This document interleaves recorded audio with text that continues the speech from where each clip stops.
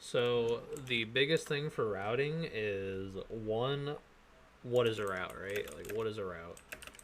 So what a route is basically a path through the dungeon. This is like super basic. Anyone who's getting it. This is for anyone who's getting into routing, wants to start routing. Usually tanks decide the route. Some in like higher level groups, some DPS players make the route.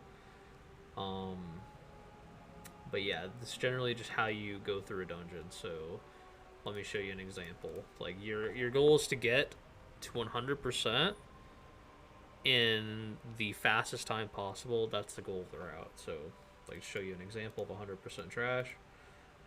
Do this. So missing. There we go.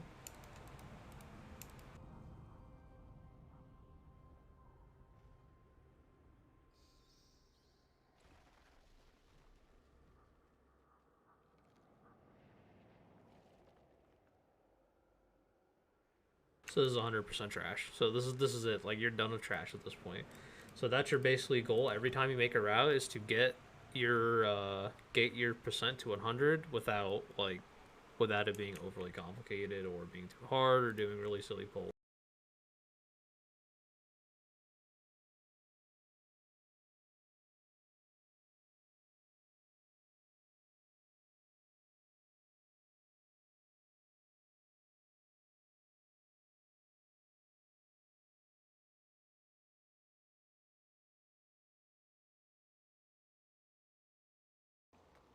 So what do I mean by it being overly difficult? So being overly difficult is um like pulling gatekeepers, right? Like gatekeepers are this just comes from experience, like knowing mobs. Gatekeepers are extremely hard to do. They're not worth the count. They're worth what 2.2%. So by the time you can do this gatekeeper, you can do this purple pull right here. This purple pull is with 12%, and you kill it in the same time as you kill this gatekeeper. So like stuff like this mob is just completely useless to do. This pack right here is 1.4% of piece, so this is 4.2%. This also isn't worth doing because again, this in the time you do this pack's dead, this pack's dead. Like any of these packs are way more efficient time wise. So that's basically like what you're learning when you're doing a key is what mobs are hard, what packs are hard, what packs are easy. So first thing you do when you're learning to route.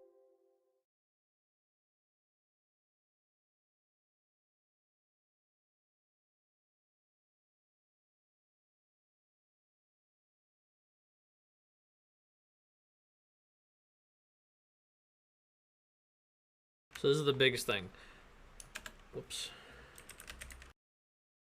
So what your group can handle and what you can handle. This just comes from experience. So first, like you can in theory you can route and stuff like without knowing the dungeons, without experiencing the dungeons, without doing anything.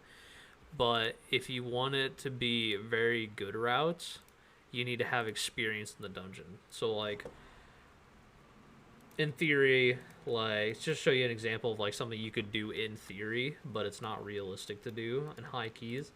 Like you could theoretically do like all of this together, and if you group it up nice and tight, it's doable, but it's not realistic. Like stuff like this is doable, but very unrealistic. And if one thing goes wrong, the entire pack like, it's just bricked. And it's honestly not that time efficient. A lot of people think like big polls like this are time efficient when they're actually not. So like, say you do all of this together, then it's worth like you get all the percent sure, but then you're doing the boss with nothing. On the other hand, if you do all of this together, then you have 12%, and then you go here and do boss with trash.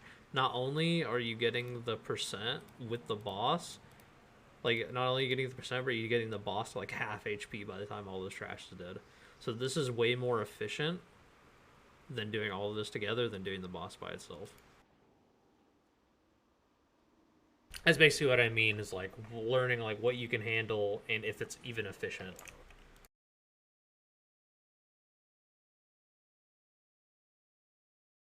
So that's basically the basics of building a route is learning the dungeons, learning the like what packs you can handle, what packs your group can handle, if it's efficient enough to do or not. Second thing, how to start building routes.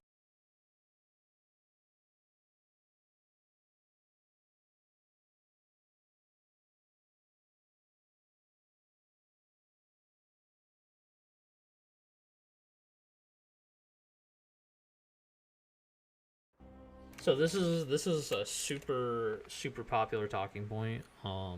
Do I copy top teams' routes? The answer is usually no. If you're like a group that's doing like 28s, 29s, sure you can get away with it. But like this route in Necrotic Wake, um, that I showed you guys, like doing like so this pull, this is a very normal pull. Doing this with the boss, if you're like in a very inexperienced group, you go horribly wrong, right? Like someone might point the breath somewhere because they're panicked because of all the trash. Someone might like get comboed with the cleaver in the breath and not pop a defensive. Like this Narzuda pull, people could not like know how to not like they couldn't dodge. They don't kick, the tank dies into like stuff like this. Like knowing this comes back to knowing what your group can handle. If you're pugging, like do stuff that like makes more sense for pugs. Like you do this pull right, and then you go here. You get this trash as a nice pack by itself, and then you do the boss with like these little blight bags, maybe some soldiers, but you don't do this middle pack. Like all of this stuff is very not deadly. This is only tank damage. None of this affects anyone else. So this is like a more pug friendly route. So this is what you had to keep in mind when you're making routes: is it friendly to the content that I'm doing? But like, let me think of a good example.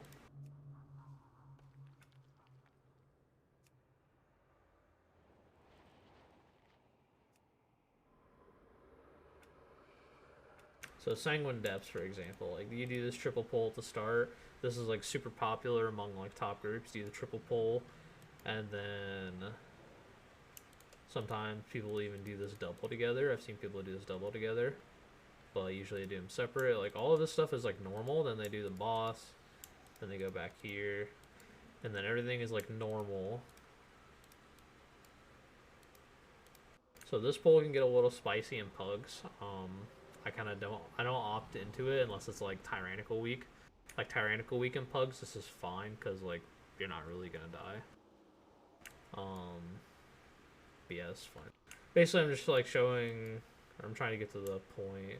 So where you get to the donut is usually where it becomes like kind of weird for pugs.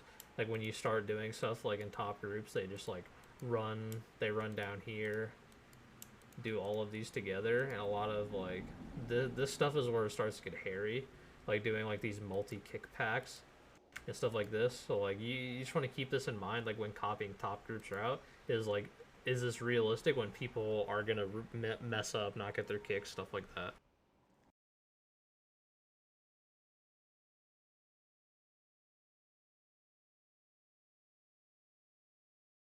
Um, what's the next talking point?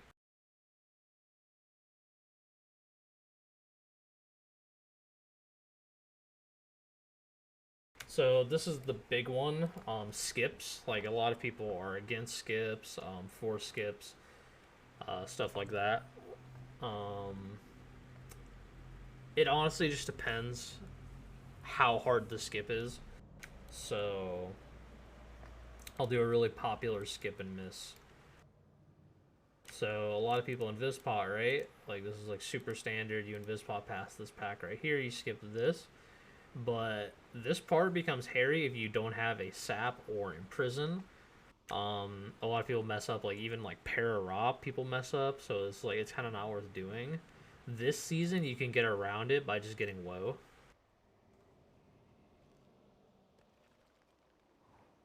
Can you switch into plug? Can I switch to what?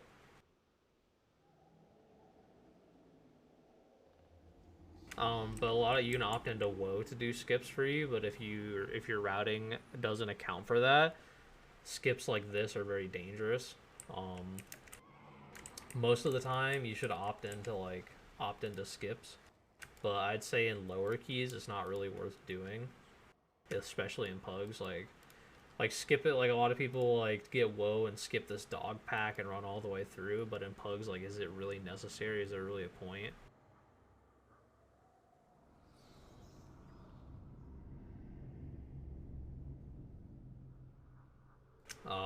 Not really. So you just do the packs like in pugs.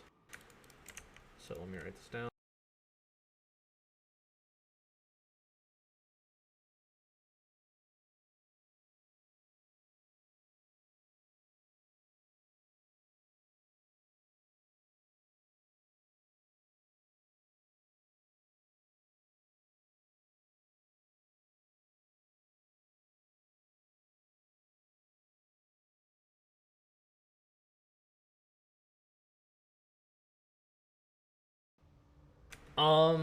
I'd say about 22 range. About 22s you want to start getting used to skips, and then by the time you get to 24s, 25s, you'll be playing with people who are like, they're used to that stuff. But 22s, you start like playing with people and you start like doing the skips anyway, even if they're not like very familiar with them. They'll be like at least somewhat knowledgeable to learn them. But yeah.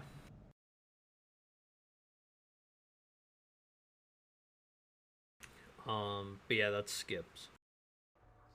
Pulse, kill them with small ads. Oh yes, so that's like, so this is a super common strat for this boss. Is you skip all the way over here, you walk around here. Let me draw a line. So you invis pot over to here, and then you walk around, do all this trash. You'll do like this, this, and then you take red slime to boss and do this to get it, and then you do red slime. The newest strat is red slime dies right here around this wall, and then you drag boss all the way over here, drag it right here, tank it against the wall, then you line of sight. Don't make your group do this. It's completely a waste. You can tank him like I just tank him right here in pugs, or people who aren't used to that strat, and it's way easier. People don't die, like, it's much easier. But don't do these like weird strats that require like good positioning in groups you aren't familiar with, because it's just pointless. Like, people are gonna fuck it up. Something bad's gonna happen. Just have realistic expectations of what your group is capable of doing. 3, super important. Just practice making routes. Like, just make a route, run it a few times.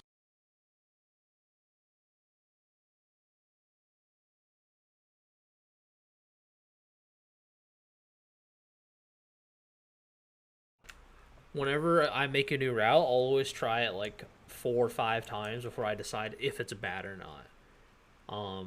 You can make a small adjustments to that route, but keep the overall pathing the same, so you can tell if it's worth it. And like, you'll pretty much know if the route's good or bad by if you do a key and with 0 deaths and you look at the timer. That's like a good way to determine if the route's good or not. So like, say say I did this route. This is like the normal route I do in Plaguefall. Say I do this route and 0 death run, perfect, and we time with like a minute left. In Plaguefall, that's really bad. Like, that means the route needs changing, or like the pull size needs changed, so the pacing's different. Something is wrong with what you're doing. This is assuming it's not like a world first key and the timer's going to be tight no matter what. But in general, the timer is a good indicator of how well the route is. Like, in a perfect run, or quote unquote perfect run, it is a good indicator. So don't give up on a route until you see the dungeon through somewhat clean. It doesn't have to be 0 death, but like 1 to 4 deaths is usually like clean to me. But yeah, that's how you determine if your route's good. So like, I'll show you guys an example of a route that I made that was not very good. So I used to do this pull first. This used to be my first pull in halls, and then I'd backtrack and I do this, then do this and this, then I do this, and then this.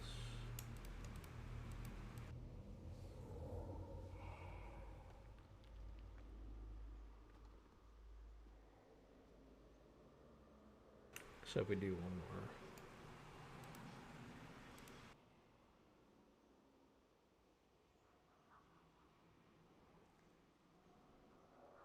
Alright, so this is a route I used to do in halls, right? So we'd go here, do this pull, and then we'd backtrack. So this is already mistake number one. Cut down on backtracking in halls. This is bad. This is like the first thing.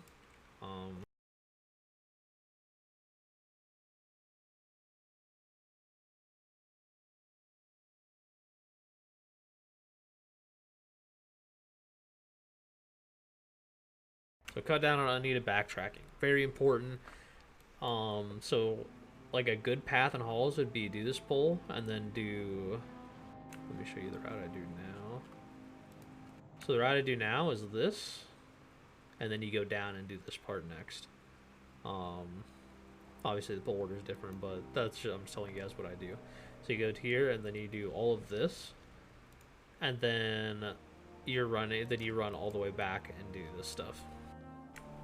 This cuts down on the backtracking because instead of like backtracking and running all the way here, then running all the way back, you're just going straight. You do all of this, and then you do this for cooldowns. Like, and you like say you like use your cooldowns here after the shard. Then you go back. Then you have this pull that you can use all your cooldowns on, and then you have shard, and then you go straight into boss.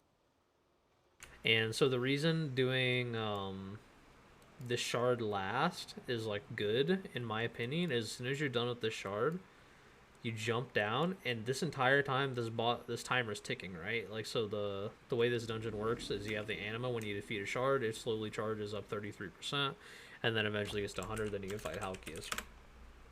If you do this shard last, and then like say like you're over here, you're doing trash, you're like wasting time. Like you'll be on this boss by the time this like timer's done. You'll still be like halfway through this pack.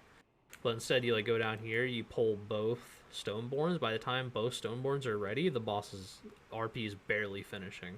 From my experience, this is like how it times out. So this is like the RP of this is barely finishing, and then by the time you get the Stoneborns together, the boss is ready. So that's like cutting down on the backtracking kind of like saves you time that way. Second rule of routing, is it over percent?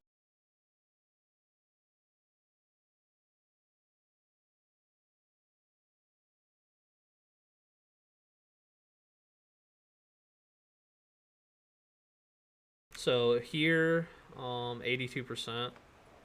This is like an over needed percent. So like, let me show you like how you can fix it. So here, if you replace that with this, oh, whoops, with this, and do this later with the boss, you're cutting down on a lot of time. Not only is this pull faster and easier and you use less defensives, but you pull more trash with the boss, saving you time. Like, the more trash you do with a boss that you can, the better efficiency of time you have. So over percent, do you need to be? Probably not. 90% of the time it's kind of irrelevant, or it's kind of unneeded, but sometimes being over percent is not like a big deal. Plaguefall, for example, sometimes you'll be a little bit over percent just to get better pulls. DOS, you should always be like pretty good percent. Halls is like a serial over percent dungeon, because sometimes like tyrannical, like you just pull like a bunch of stuff in for fun.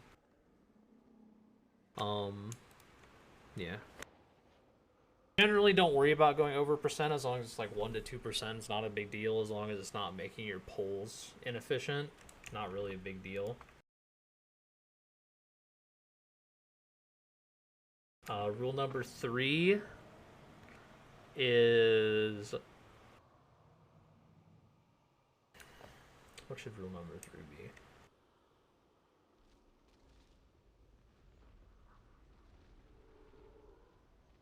Rule number 3 is it friendly to your comp? Or, well, make your comp route, or make your route comp friendly. So you see top groups, they run Windwalker, Survival Hunter, Lock as their DPS, right? That is a super heavy AoE comp. So if you're doing a super heavy AoE route that they designed, you're not going to have a fun time if you're running a low AoE comp. So, for example, if you run this route and you have Rogue Mage Lock, or you don't even have a lock, just imagine you don't have a lock for a second. Why would you run this route, right? Like, do something more realistic. Like, cut this pack out. Just do like this. Like, you do 1, 2, 3, 4, 6 mobs. This is a 6 mob pull. If you're running like Rogue Mage,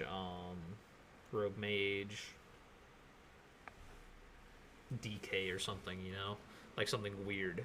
This is like fine. Like, play to your comp's strengths. Say you have a Boomkin, you know, you have huge damage every 3 minutes or so. Make a route where you do big pulls every 3 minutes. So, like, you do like this big pull at the start, you know, relatively small. Like, big pull is like a minute and a half pull with Boomkin CDs. Then you do this. This takes another minute. CDs are about to be back up. Then you do like the shard with with like 8 groundskeepers, right? This is a huge boomy pull. Do this again. And then like you keep up the theme, you know, small pull, relatively small pull again. And then, you know, you do a huge shard pull. Then you do like 8 groundskeepers on top of this again, you know. So you keep this is what I'm talking about. Like, you're playing to your comp, right? Like, this routing tailors to 3-minute cooldowns instead of you having damage every pack like a rogue or like a 100 Windwalker comp would. Like, if a 100 Windwalker comp, you just pull huge packs every minute. Like, it doesn't matter. But if you have a Boomy and that's your biggest source of damage, you pull, or you make a 3-minute route instead. So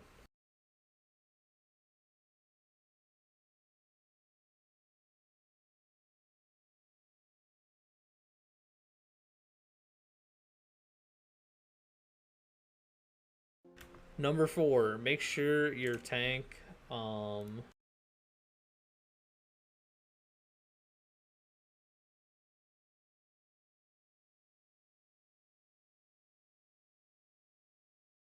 make sure your group or tank can handle the pulls. So we'll use DOS as an example. These DOS. So this routing is like fine and dandy if your tank can handle it. But say your tank can't handle these pulls and he just dies because you're like super hard-headed and you're like, oh, I've seen people do this, it shouldn't be hard. It just dies in like really good groups. But like, your tank can't, you know, your tank just flops to it. Just scale it down, you know, like, break it up. Like, this pull, very low tank damage mobs, these shimmer moths, these mindbenders, they don't really do much. The only high tank damage mobs is like the Elderhorn. Then, you know, next pull, again, like, kind of small, like not a super, like, you can even cut this blade beat pack out if you really want. Like, you just do this, and then you do all these blade beaks together, and then you do something like this. Then you do this together, and then this. So you see what I'm talking about? Like, you're just breaking it up to accommodate for your tank strength. So, like, say you have like an inexperienced tank who can't handle really big pulls, just tell them to pull like this. Or like, if you're an inexperienced tank and you're not confident in living, pull like this. It's completely fine to pull like that. It's not a big deal. In some of these cases, pulling like that is more efficient because of your comp. Now I'll show you an example of pulling something your group cannot handle. So say you're in Miss and you're in the 5 pull section and you have this pack. So it's Shaper, Tender, Guardian, right? So this is 2 kicks already. So this 2 kicks is 1 20 to 30 second kick cooldown. And then this is a 15-second kick cooldown. So it's already 2 kicks eaten up.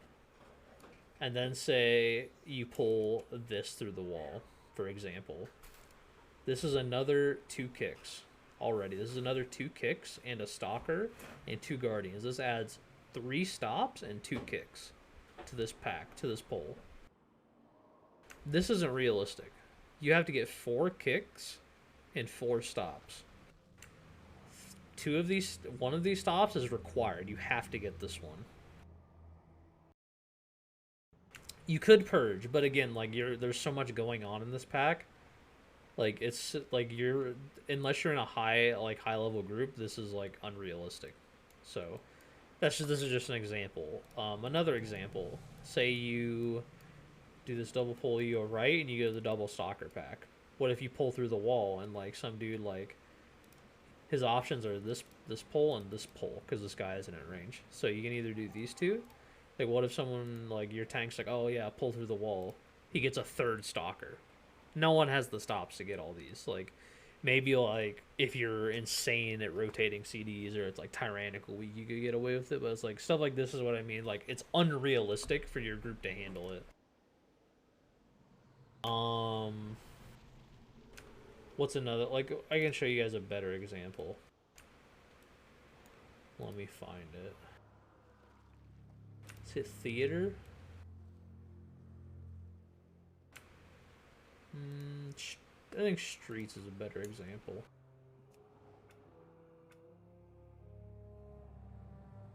Yeah, streets is a better example. So like hit this section for example, like you go here, then imagine some tanks like, oh, I can live this pole, right? Like I can live all 4. It doesn't really matter if the tank can live if the group's just getting destroyed by 3 different debuffs and like a bunch of like other stuff going out. Like this is just like stuff like this is like it doesn't matter if you can handle it if your group can't handle it. So keep in mind like can your group handle it and can your tank handle it. So like you do this triple pull, the tank can handle it and your group can handle it. There's only 1 specialist and 2 officers. Or 2 specialists, 2 officers. So there's 2 debuffs going out and there's 2 casters. So, you know, that's easy to deal with. It's not hard. It's not hard. You have 1 dispel and like movement speed removals like Tiger's Lust to get rid of the other one. Like this is easy to do. You add in a 3rd one, you add in 2 more, that's 4 debuffs. That's 4 debuffs and then like another kick from the officer. Like stuff like this. Like just because the tank can handle it doesn't mean it's a good pull if that makes sense.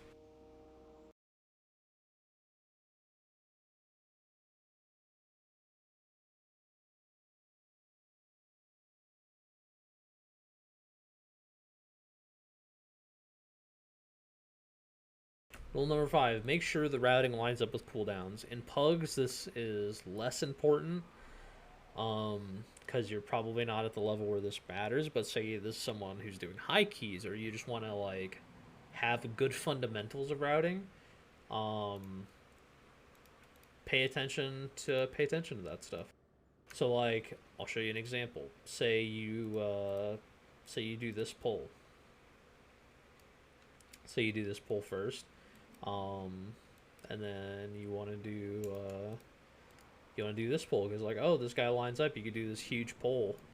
So like a popular route used to be this pull, no lust, and then into this pull. But like, what if you don't have cooldowns for this pull on 4 week? Like, what are you gonna do? Like, people have to like kill this pack in a reasonable amount of time. Like, what if you don't have cooldowns? Or the route that I do. This is an even better example actually. So I used to stealth past this first pull, and we do this. You do this, you use all your cooldowns and lust, but like, why would you do spirit after? Like, the spirits are gonna be right here, but you have no cooldowns. And on 4 week, you're just gonna die, right? If it gets like 3-4 rages off, you're just gonna die. So you just don't. So instead of like doing the obvious thing where it's like, oh, the spirit's right here, just go Arden Wield. Just go right here. And you know that because no matter what you do on this pack, you're always gonna use lust and cooldowns. Like no one should sandbag cooldowns at a lust pull, right? You just kill woe, go Arden Wield. You know that when you're making the route that all the people's cooldowns are gonna go there. So you route around it. Then you just go Arden Wield. Do a nice easy pull. Do all of Arden Wield. Get your lust on dealer. Come back out. Do the spirit with the jar. If the spirit has a bad pat, jump down here, like walk past it. do the trash, and then, like, you know, do the spirit later or something. Also, another option is just do the spirit, like, when it's, like, right here. Like, drag it, like, when he starts right here, drag it, like, up the stairs and just deal with the first pulse and then drag it back. Stuff like that. Like, this obviously isn't, like, gonna be, like, everyone's, like, experience, but that's just an example. You know, you get my drift. Like, if you're doing this pull here, don't do another big pull immediately after, right? Like in halls, um, you do this massive pull, right? Massive pull at the beginning. You just use every single cooldown. Probably tank used a good amount of defensives. Don't do like this. Like, this is so much. Like, don't go into like some crazy ass pull for no reason. Like, again, like, this is just inefficient too. Like, doing like a big pull after a big pull is just inefficient because you're gonna have to send cooldowns late on this pull to kill it, and then if you send cooldowns late on this pull, then you won't have it for the shard, and then the shard takes longer, and you probably have deaths, etc., etc. How you feel about pulling the raptors up the other spear with the urn? I think it's fine. I think it's fine. So make sure the routing lines up with cooldowns. Really important.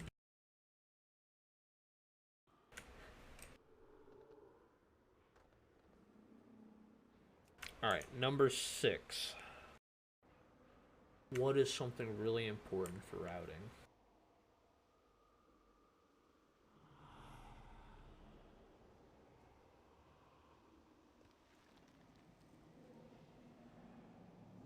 I think it's honestly the major things, like cut down on unneeded backtracking. Is it over percent? Make your route comp friendly. Make sure you know if you're tank grouping the pulls. Make sure the routing lines up with cooldowns. Like, these are like the 5 major rules. Yeah, I guess this is like a general routing guide. This isn't like a specific season routing guide. This is more like, this will be relevant next expansion. This will be relevant when you're doing time walking dungeons. This will be relevant no matter like what the affixes are. Oh yeah, I guess number 6.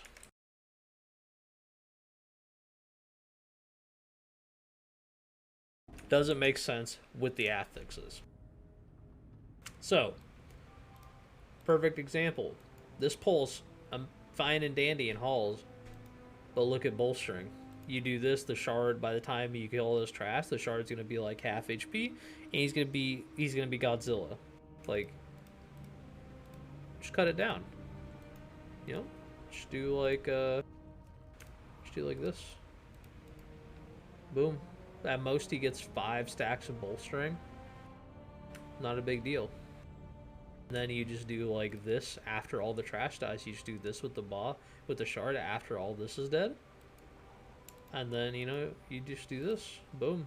Easy peasy. Play around the affixes. Bursting week. Bursting week. Arden Wield. It's like, it's fantastic to do these massive pulls in Arden Wield. Sure, your tank can handle it, but like, oh shit, there's 8, how many? 4, 7, 10, 14 stacks of bursting right here. Like, the only mob that doesn't have low HP is the Elder one, so you can just like roll 15 stacks of bursting.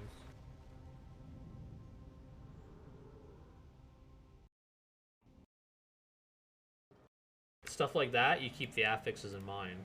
What's another major affix?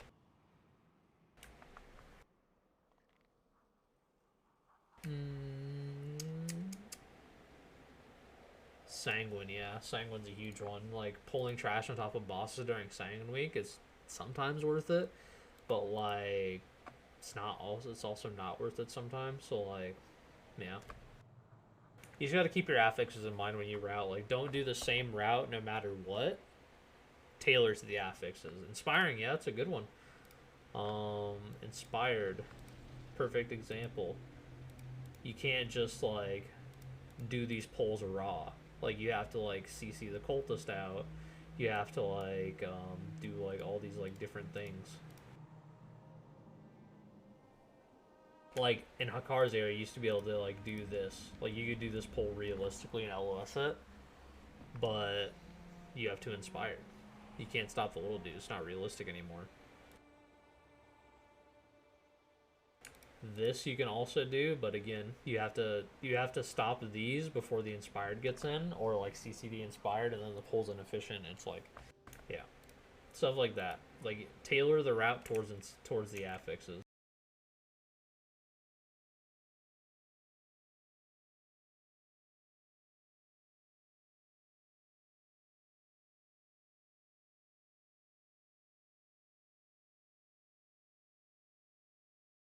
In rule number 7, this is something you'll have to learn eventually when to pull on bosses. So, what's a dungeon that's super popular to pull on boss? I guess halls. It's like the like oldest example in the book. So this boss doesn't really do anything. This is a good example of when to pull on the boss, right? Like this is a great boss to pull on trash on boss because you're basically just worrying about you're basically just worrying about that. Like you're just worrying about the trash affixes. But in a dungeon like Theater of Pain, sure, in theory you could pull ghosts with Koltharok, but they hurt. Like you could get RNG down, and then someone could die, and then it's just really bad. On the flip side, pulling trash with Mordretha, it is good because she doesn't really do anything. She doesn't like the trash doesn't do anything other than tank damage and one kick. The boss doesn't have a kick, so you could just you could just tank it. So it's not a big deal. Um, Plaguefall. A lot of people don't do trash with Dr. Ickes because it's dangerous, except for these. But like, you could easily do the Spine Breaker. Like a lot of people pull these two separate, but if you do these two with boss and they get full AOE, like this is efficient, right? This is like good efficiency with the boss. Domina, on the other hand, this is a very dangerous boss. Like, what if someone gets the, like, what if you pull like this? Like, say you pulled this group with the boss, and you get sniper shot plus the shadow ambush. You just get 100-0, and then the pull falls apart. Stuff like that. Like you have to like identify what bosses it's worth pulling in. Um, Super popular like boss pull is this with this, Mistcaller with this. You can do it, but you have so many things that go wrong. You have two guardians, a stinger, a shaper cast, and a stalker stop. The tank cannot kick anything but the Mistcaller. He has to kick Mistcaller. So you're already removing one kick, and then you have like dodgeball on top of the stops, on top of everything. So if your stops are mostly melee focused, it's going to be a hard pull. And it's like, do you need to do it? Sometimes, yes, it's good for percent, but sometimes it's like, you don't really need to. It's just nice to be able to pull it off. So stuff like that is like, do you want to pull on top of boss? Is it harder than it needs to be? Is it worth it? Like, stuff like that. Necrotic Wake, perfect example of pulling on top of trash top of boss. You want to do as much trash with Blightbone as you possibly can within the orb timer. Outside of the orb timer, it's okay, but it's not as efficient. Understanding grid, yeah, that's not under the rules section though, so we can move away from rules. Rules is basically like, I'll go over the rules again. Number 1, cut down on needed backtracking. Is it over percent? Make sure your route's comp friendly. Pull around your cooldown timings. Make sure you know if your tanks as group can handle the pulls. Make sure routing lines up with their cooldowns. Uh,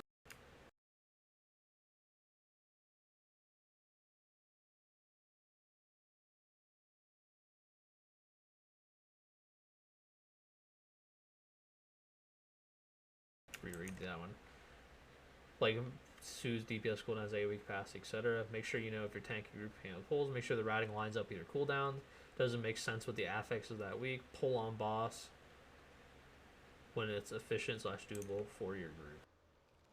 So, next section.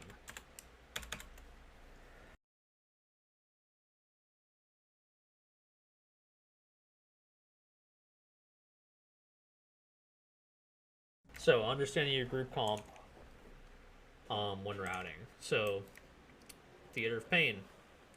Let me reset this. Does your comp have soothes? If you do not have soothes, if you're on a high key, I just wouldn't do Theater of Pain.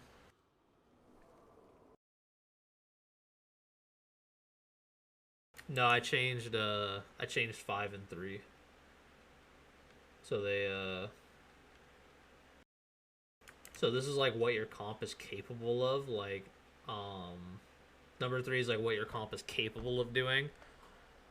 It's like friendly, like what type of DPS cooldowns you have, like your AoE capacity, your soothes, stuff like that, like what kind of DPS cooldowns. This is, does the route line up with those cooldowns? So like in halls, like I said, if you have 3-minute cooldowns, this pull is great, but don't do like a big pull afterwards, right? Like don't do 2 big pulls back to back because you have 3-minute cooldowns. You get what I'm saying. Like number 5 is make the routing line up with the cooldowns. The route, this is like make sure your comp, make sure the route is like designed with everything in mind. You know what I mean? Like with stops and CC. So this one is just like the pacing of it. Yeah, the pacing of the pulls. Like make sure the pacing lines up your cooldowns. This is do the pulls like make sense with your comp. So like this pull makes sense if you have big AoE, right? So like this is like fine because you have big AoE, but it wouldn't make sense if you didn't have big AoE. That's just an example. But yeah, understanding comp when routing, utility. So like we can go through monk utility just for an example. Leg sweep. We have leg sweep drop, a disease dispel, and 1 kick and 1 paralyze, and we have clash root. So say your group has, let's go back to your painting. Say you have no soothe. You don't really want to do Bloodhorn into Decia, right? Like you don't want to do this because you have no soothe. You can't stop this guy. You can't stop Decia. So stuff like that. You want to keep that in mind. Purges for what's a dungeon that needs a lot of purges?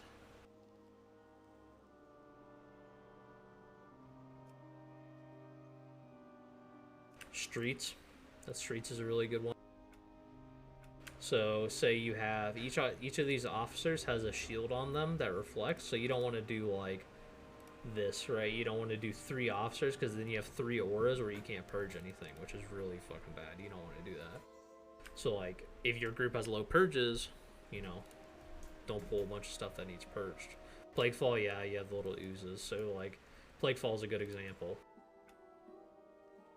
Don't pull if you have 0 purges. Don't pull like these slimes. Like say you pull like these slimes, don't pull it into another trash pack, right? So like don't do this because then you like this puddle is gonna form and it's gonna be a mess. Top, yeah, that's another really good example. So a really good pull on top that you can do if you have purges is this, right? Like you can do this, you CC the Soulbinder, and you do triple mages. But if you have no purge, this is gonna take forever. You're gonna run out of stops where those things die. So you should just do, just do this by itself, and then do these 2 by itself. It makes more sense with your comp, right? So keep that in mind, keeping your utility. Disease dispels for Plaguefall. You can't pull like 10 slime claw or 6 slime claws, or even 4 if your tank can't handle it, without a disease spell. Like pull around having a disease dispel. You know what I mean? Stuff like that. If your comp has low stops, in Gambit, don't pull like 2 scale binders, like this double scale binder pull right here. What if your group has like low stops, or you just use them? Stuff like that. Like keep in mind the utility of your group and how to route around that. Like don't like do a big pull that requires a bunch of stops if your group doesn't have that many stops,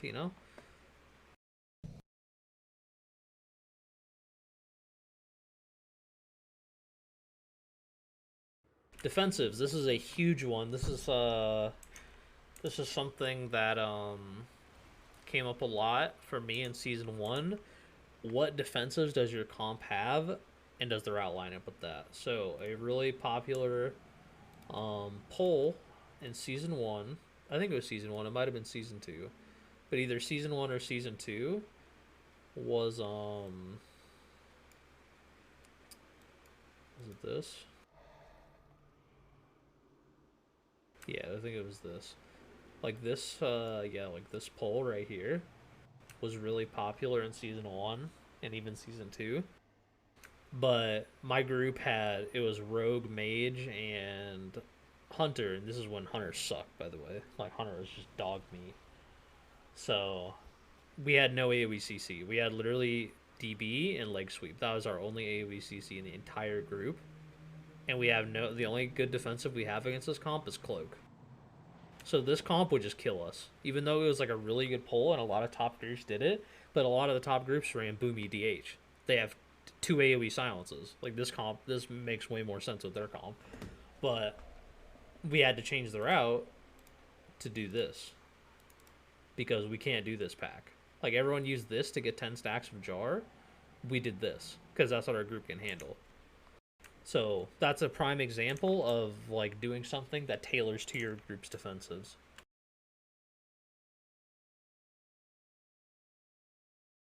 This is a repeat, but it's still, you know, understanding your comp. Pull around your DPS cooldowns and what type of DPS cooldowns you have, right? So say you have a sub rogue in Hall. Let's not do Halls. We use Halls a lot. So say you're in Spires, right? Super popular first pull. Say you have this, but your comp has like really heavy AoE cooldowns. This is a really good pull, right? But say you're running like Rogue DH or something like that, very low AoE comp. A very low AoE comp, and that means you're gonna have a lot more casts. Remove the Goliath. Just do this together. Like just do these together. That way you only have 2 mobs to kick compared to 3, and the low AoE wouldn't matter too much, you know? And then you do this, and it's still 2 mobs to kick. So this makes more sense. You're going to have to do this pack anyway, so you can do it with the Goliath. And it's tailored way more to your comp. Would racials come into play now with dual faction dungeons? Kinda. I mean, dwarves don't really enable you to do any like special pulls. The only pull that makes it really nice is this captain pack right here. A lot of DK, like pretty much every DK team pulls this. This is a really nice one to have dwarfs in, but you don't need it. It's just very nice. So I don't think racials really affect routing too much. In Miss it could. In Miss you can actually do some really cool tech with bells. So say you have 3 bells, right? Actually, say you have 4 bells, okay? You could do like, you could do this. You could do this triple pull right here. This will worth 17%. So you could do 17%. And you have 2 bells, so you have 4 bells, so you can do these first 2 kicks on these staghorns, these first 2 shields, you just belf. You don't care. And then you just kick the heals. And this basically frees you up to do these pulls. Yeah, exactly. Belf would affect this routing, but does Nelf affect anything? Not really. Not with Woe in the game.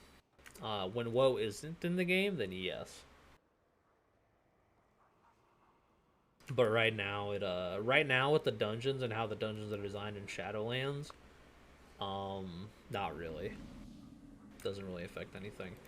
The thing it really affects is third boss Sanguine Depths. It's really nice to reset the boss and get a free relic. But no, it's not super important. 4, understanding comp when routing. Yeah, it is overarching, but I don't know I don't know the next like season's designs, right? So I can't really say if it'll be useful or not.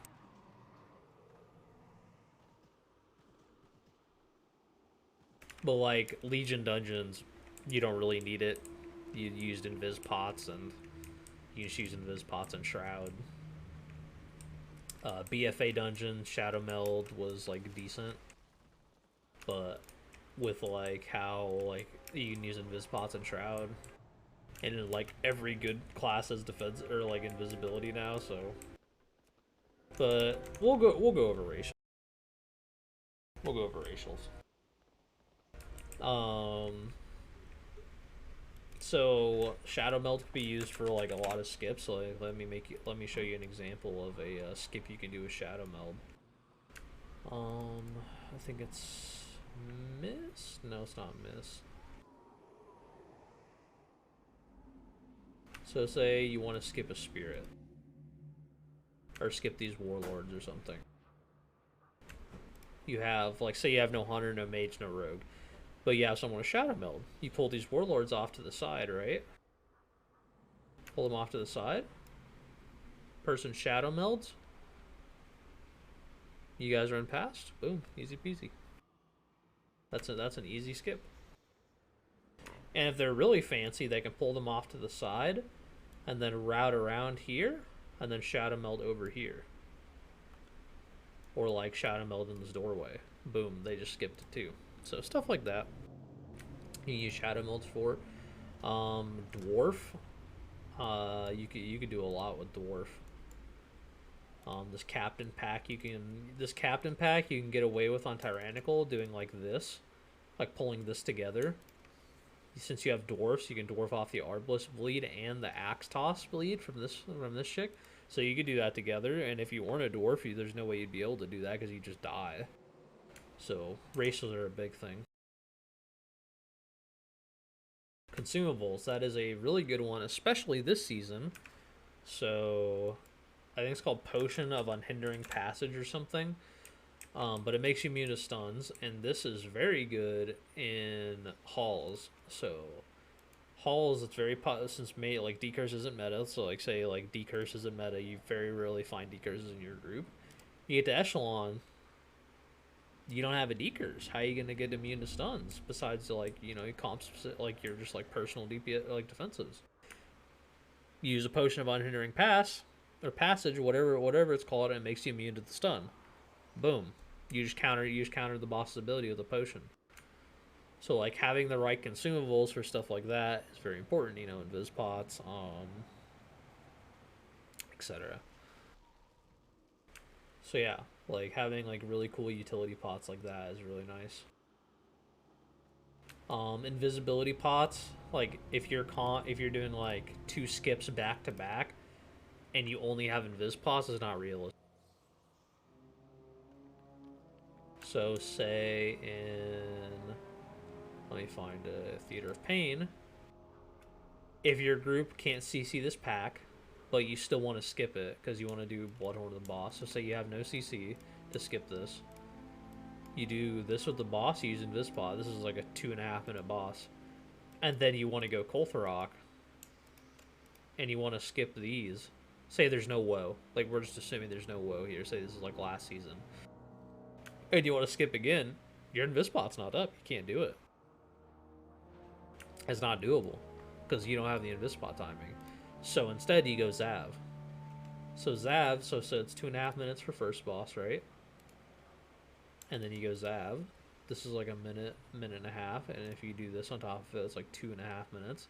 Your thing's back up. So it makes sense with the consumables. Number 6. I think it's the last one.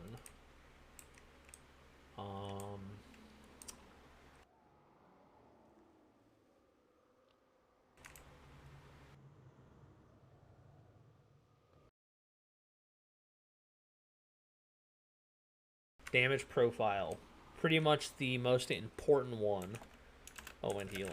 Damage and healing profile. Damage and healing profile. So, if you're routing, so we'll go over the DPS first, right? Say you're routing and you have a super heavy AoE comp, right? So this happens in pugs all the time. This is going to be the opposite end of the spectrum. Say you have a super heavy AoE comp, and your first pull of the dungeon is like this. You're not taking advantage of your comp. Even if you're doing this, even if you're doing this, you're not taking advantage of your comp because you could just add in these 4 mobs. You're adding in an extra 3%. Yeah, you're adding in an extra 3%, and it just dies. Like, these mobs just die because you're having an AoE comp. And then, like, your next pull, like, I'll see, like, some pug tanks, they'll pull, like, this. Like, they'll do this, and then they'll, like, do another, like, really small pull. They'll just do this. Like, they won't even do, like, these groundskeepers when you have a super heavy AoE comp. But, like, doing stuff like this is good if you don't have a heavy AoE comp and you have, like, a funnel comp, so you have a rogue. Like, you have, like, a rogue DH, but you can kill this shard fast, and then you have a lot of stops to kicks, but you don't have a lot of AoE. You don't want to pull in these groundskeepers because they're just going to live and beat up your tank. You know? Stuff like that. Like, keeping in mind, like, what your comp is when you're doing it. When you're making your route. In healing profile, this one's really important. So, say you're doing Theater of Pain, and you want to pull 3 ghosts into the Soulstormer. This is a really nice, efficient pull, but you don't have that much. You have, like, a very, like, bursty healer. Like, you don't have a super heavy sustain healer like a Holy Priest. So you're playing with Holy Pally instead of a Holy Priest. You're going to have way less throughput on this. And the likelihood of someone dying just because they, like, didn't get enough attention. Because, like, Holy Priest can pretty much just give everyone attention. That's just their, like, that's just the strength of their, like, group. Or even if you have a Resto Shaman with Spirit Link, you can do this pull super easily.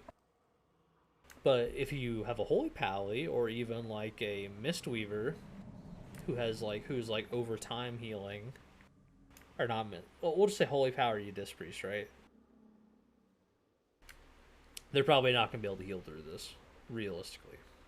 Like, it's going to be hard. Inspired Ghost, yeah, like a Holy Priest can heal through an Inspired Ghost pull. Like, it'd be scary as shit, but, like, they could heal through it. Resto Shaman Link, you can heal through it. But Holy Pally most likely can't heal through it. Disc Priest most likely can't heal through it. Mistweaver not tanky enough to live through it if they get targeted. Holy Pally is pretty tanky, but they're not super tanky. They're not, like, that tanky. Stuff like that. Sanguine Depths.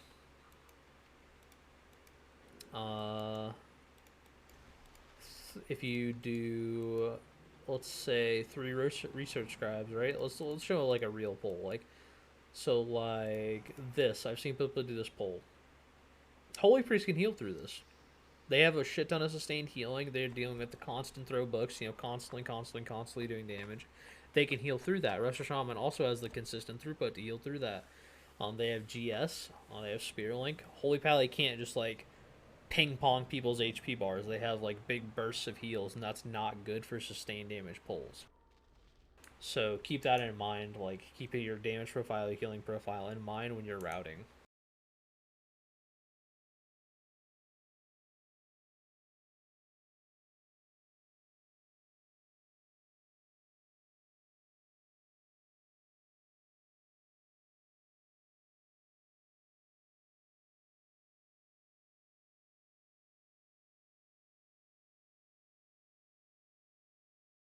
Alright, understanding the seasonal affix. This is going to be the last section. So this is going to be pretty much a recurring theme for the rest of M+. As far as we know, seasonal affixes are going to be continuing, because Blizzard seems to like them. So we will take this season for example. Understand the relics, their damage potential, and what each one of them does for given situations. So, this pull right here, say you don't have a rogue, you want to do this pull, like, this is a normal pull, everyone does this pull, this is a good jar pull. You have 2 choices. You either want woe or You want woe or If you have a rogue, you want because if you do then you get all your cooldowns back up for this pull or this pull, whichever one you want, right? I always do this pull second, but just, you know, example. But if you have no rogue, you get woe here. That way you can run past this brute and do the next pull without pulling any extra mobs. Or you go here and do boss faster. You know, stuff like that. And let's do an example for Vi. Like, So Vi increases your group's single target damage by a lot. It's a lot of free single target damage. Well, I'm just gonna mark trash so you guys understand. So a popular route is like you do this, and then you pull the Portal Mancer over here. You do the right side, you kill him here, and then you do Vi. You get Vi on this pack, and then you'll have Vi for the boss. This gives you a free relic on top of the boss. Halls of Atonement, perfect example of this again. You kill these two packs together, and if you pull this like farm mob, the relics don't attach because the relics aren't like they're their own separate thing unless they're like proximity. You do that, and then you have Vi again for the boss. You get Vi and then you have double buffs for boss. So like that's another example of understanding the affixes when you can abuse them. Gambit, this is like a recent thing people started doing. Same thing, you do this double pull. This is like you do all this, and then you do this pack, you get Vi. You get Vi on this pack, then you do boss, you get you have Vi and on this boss. The boss timer gets reduced by like 20-30 seconds because of your routing. Like stuff like that, understanding the affixes. Let's go back to Season 2. Season 2 Shadowlands. Let me find a perfect example.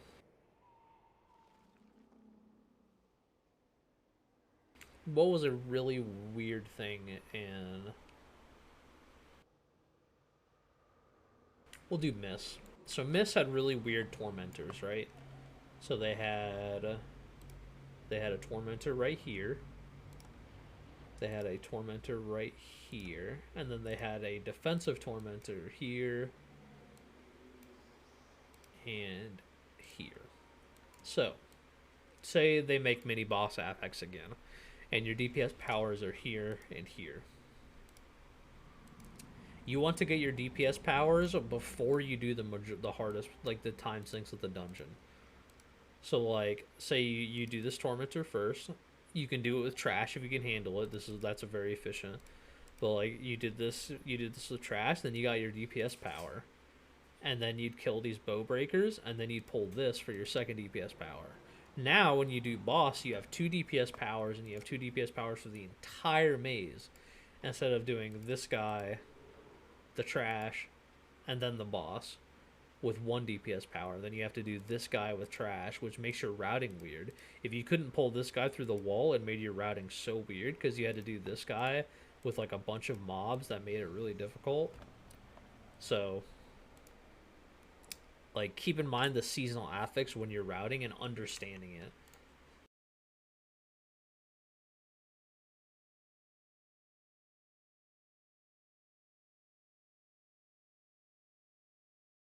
So second part of understanding the seasonal affix is like, what's a good way to put this? How much damage does it do to your group when you like pull like in the certain scenarios? Like how urgent is it to deal with it?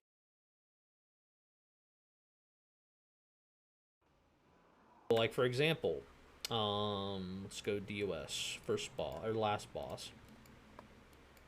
Last boss DOS, you want to kill the relic, but you want to like do boss damage. If you don't kill the relic fast, it'll line up with the explosion from the what's it called? Cosmic Collapse. It'll line up with that, and your group will take a shit ton of damage. Like you'll take so much damage just from the relic. The relic does a lot of damage. You want to knock that stuff out instantly. Like people like ignore them for such a long time and just single target. It's so bad. Kill the relic immediately. Like identify how much damage it does to your group. Second part of it, when the actual mini boss spawns, like the deconstruct dude, you want him to die. Like if the tank can handle him for a long time and you're saving it, sure. So like an example of saving it, let me show you. Last boss Spires, right? You want to save it for P2 or the intermission so the healer doesn't have to heal. In this case, this boss doesn't really do any tank damage. It does pretty much 0. So you can leave up for a long time and use it somewhere efficient. But on bosses like Kintara, this boss shits on tanks. You want to kill as fast as possible. And it also takes up a lot of space. So Ventanax is another example of taking up a lot of space. You want to kill him just so the melee can actually see the boss. So keep in mind when you want to deal with the affix, and if it makes sense to deal with the affix fast versus slow. Next section, I think we'll do one last section. This is like really important.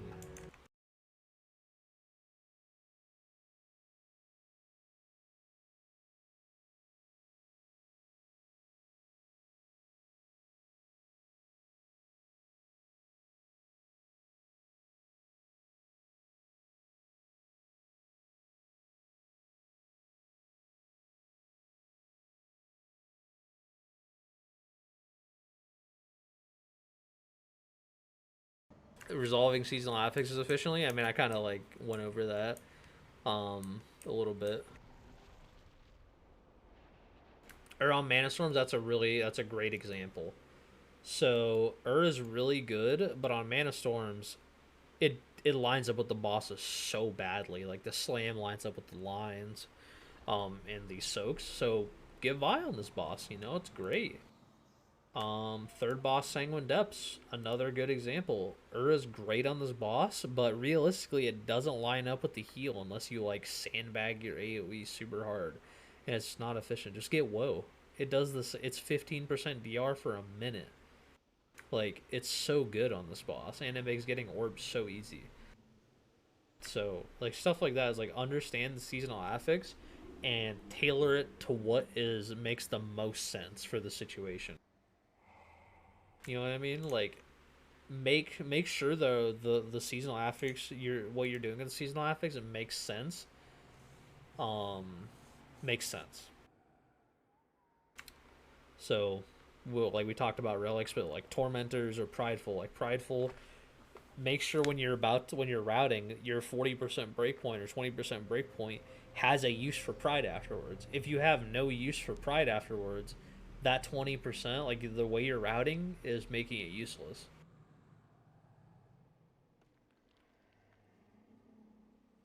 So keep that stuff in mind. Is like make sure the way you're using the seasonal affix makes sense. So like the missed example for tormentors, it does make sense because you're having 80% of the dungeon with double affixes and every single boss with double DPS buffs compared to not. It makes more sense time wise. It makes more sense.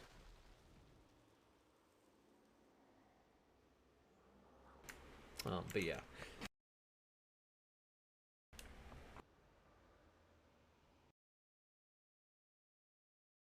So last point: don't get discouraged when you route. Expect failure and don't be afraid to run repeat until it's an obvious failure. So I said this earlier. I'm gonna repeat it again. Do not think a route is bad until you run it relatively cleanly and the timer sucks or people still like it's just a struggle the entire time. And keep in mind the key level. So like say you ran a dot or a gambit route and you did a bunch of like really hard pulls on the beach. The timer was great. It was a clean run, but it's like a 26, 27, and the tank was like barely living every single pull. You go up 1, 2 key levels, you're just dead all the time. Like, right? So like keep in mind the difficulty of the pull for the key level you're doing when you're routing, and then think about it mentally. What's that going to look like 2, 3 key levels from now? Can I actually do that? If not, then you need to practice a different route and find it to be as efficient. So like I'll show you guys what I used to do. So I used to do this pull first in Gambit. Like this is a really easy pull. Like there's only 2 casters. But then my second pull had to be this. This is 4 fucking casters and you just used all your DPS cooldowns. On like 25, 26, 27, I could live this, right? Well, the first time I stepped into a 28, 29, I died. I can't. There's not enough defenses in the world to live this. So instead, what you saw me do today, we do this as our first pull. this is where all your defensives go. This is the hardest pull you're gonna do for like 4 minutes. You get all of it out of the way first. So this makes more sense than doing it this way, and it is tailored towards the higher keys you're going to run instead of what you can do now. So like knowing what to do on lower keys is fine and dandy, but if you want to push keys, you want to do something that's more tailored towards the high keys. So just like think about it, like even like, oh, I can handle it right now. This works all the time. This is super easy. But it's like add on two, three, 4 key levels. Like, oh damn, maybe it's not doable. And to go into the expect failure, if you're new to making routes, you're gonna make shitty routes. It happens to everyone. Like even the best groups in the world make bad routes that sound good in theory, but in practice are not good and aren't efficient. So expect failure. Don't get discouraged. It's okay. It's okay. Like M+, it's okay to mess up. If you're playing around with people who are not okay with that, you need to find new people to play with. Like M+ is a marathon, not a sprint. You have the entire season to learn new routes and make new routes. If you're expecting excellence immediately, you're going to be very disappointed and frustrated. So remember, take it slow. Keep trying new stuff. Don't do the same stuff 24/7. Always try to make it better and faster and more efficient. Just add little tweaks here, you know. And a lot of times, mistakes will lead to efficiency. So, story on how my necrotic weight route got made is we used to do this pull, right? We always did this first pull. This boss, we used to only do this. And then, so this in season 2, what we'd do is we'd do this, all of these trash, not the middle pack, and then we do middle pack with spear with the tormentor, and that's what we do. But people kept pointing the breath onto the middle pack and pulling the middle pack. So what we ended up doing is pulling the boss with the middle pack with the tormentor with the orbs. And that's how we ended up making our route. And that's how the spear got nerfed, because people kept doing shit like that. So yeah. Stuff like that. Change your route up. Like if something makes more, if a constant mistake is happening because of like the way you're tanking a dungeon or the way you're routing a dungeon, add that mistake in. Maybe, you know, maybe it's pretty good.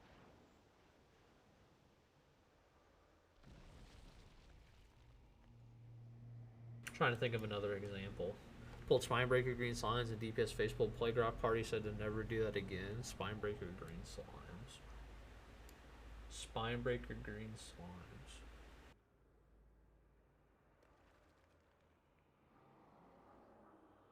Like here? Like with these things? Or do you mean like this? The slime claws?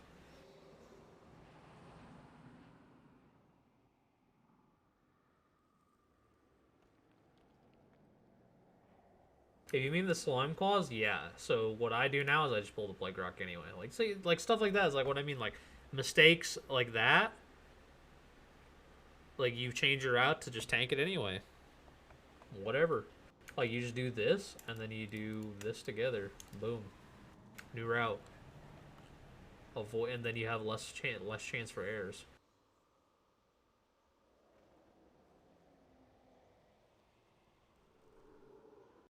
Spinebreaker, caster. Oh, so you do. Oh yeah, so you did this. Okay. Okay, that makes sense. Yeah, DPS pulled that Plague Rock all the time.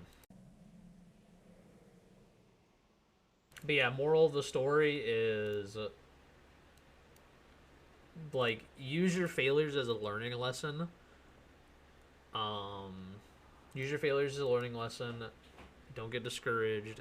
Add failures into routes. Like think about like, oh, like that pull happened, but we made it through. Like why don't we like try doing a version of that on purpose? You know, like wouldn't that be like a good idea? Trying to find another example of that I've had somewhat recently. Would you add adapt? Learning to adapt in dungeons. Yeah, that's a really good one.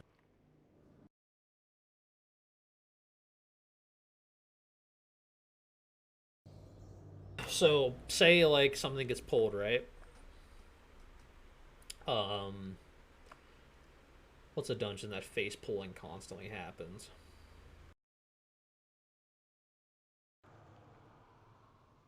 Mm,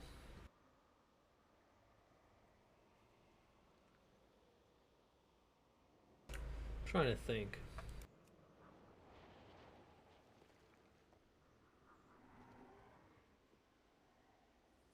It doesn't really happen that much of this expansion, honestly.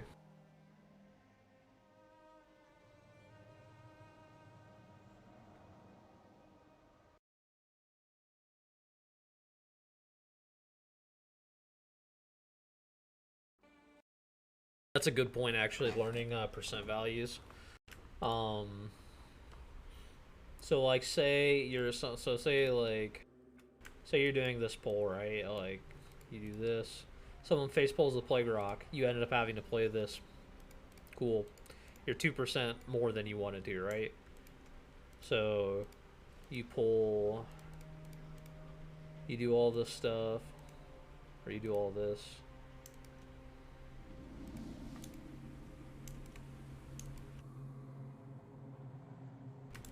I'll make the route. I'll make the percent verse, and you guys can see what I mean.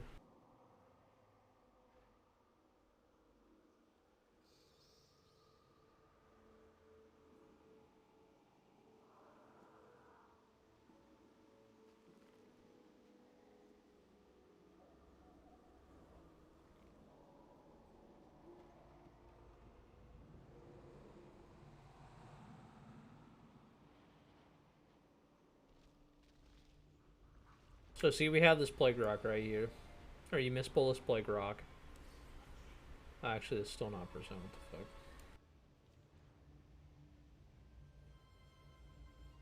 Uh,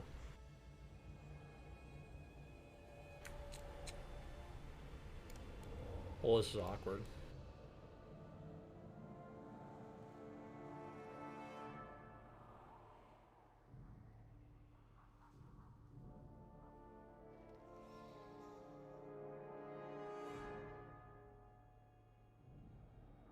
Here. Okay. So say your route was like,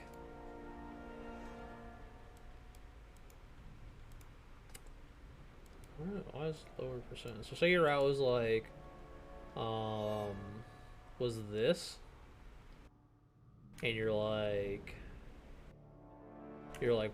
1.83% over, right? So say like all this stuff happened, you can take out um you can take out this or the sniper. Like, to make more sense, you take out the sniper. Boom, you're minusing some mobs, and you're making that an easier pull. And then instead you do all of these with the slimes. So learning percent values of things that get messed up. So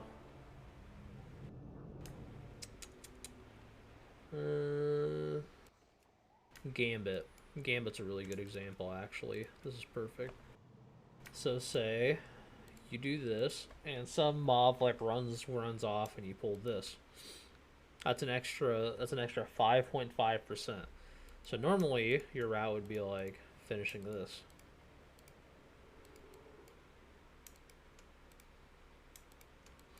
But if you do that, then you're 3% under, or you're 3% over. Actually, you're more. You're more like 5% over. So you need to minus 5% somehow.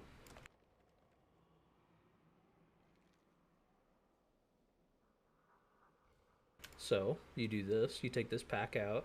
So you know from like you just know from practicing the dungeons that this pack is worth 5.5%. So you take this out. You see the scale binder. Now you just pull these two together. Boom. Two scale binders. The pull is the exact same. Pretty much just add in a little more tank damage. Pull this together. Get woe. Pack's the same. And then you still have the same route, but you just made up for the mispull. Mispulls happen. It's okay. Learning how to adapt. What's another one that's like not mispulling? So say you're about to do a pull in Sanguine Depths, right? And this place is entirely RNG on the Sentinel. So say like your ideal pack is this, but you walk up and this close chamber Sentinel that's like right here spawns. You can't do this pack anymore. Like you'll like you're gonna get destroyed as the tank. Like you can like maybe Blood Degas will probably be fine because they're broken, but you know I get what I mean. Like you don't want to do this pull anymore. Just wait for this pat. Like right, like just tank this for these 4 mobs together. Wait for the pat and do that instead. Like adapt to situations like that. Um,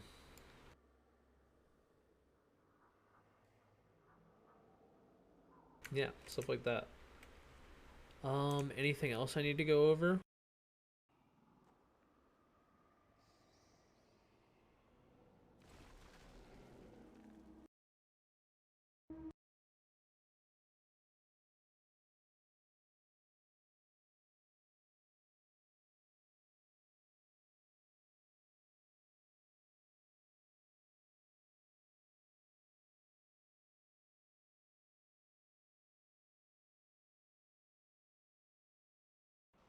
So whenever you want to get into routing, it's good to copy someone else's route, but copy it, try it, and then make it to your preference, right? So don't just blindly run it. Oh, this is the only way to run it. Change it up. Like it's completely fine to change it up. I like it's completely good. Like so, Echo's Plaguefall route, for example, they do like this pull, and then this, and then red with boss.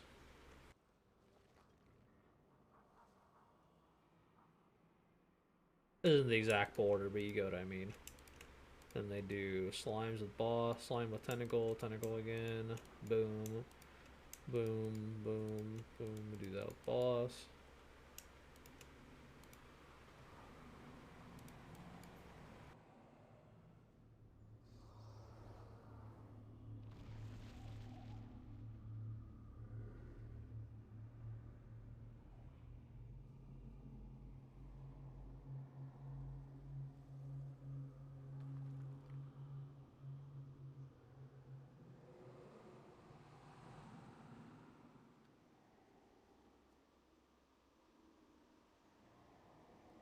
So they do this.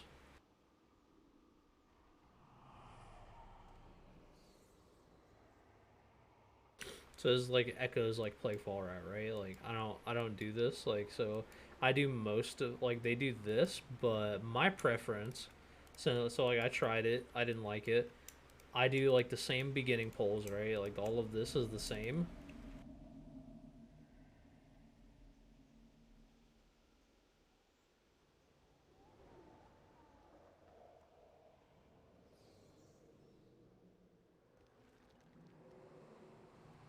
But I do a different gauntlet route that nets me more percent. So like you do these 2 tentacles together with the bombs, then you do boss, or then you drop the next 2 bombs on this, then the next 2 bombs go here, the next 2 bombs go here, then you do Spineberg with the boss.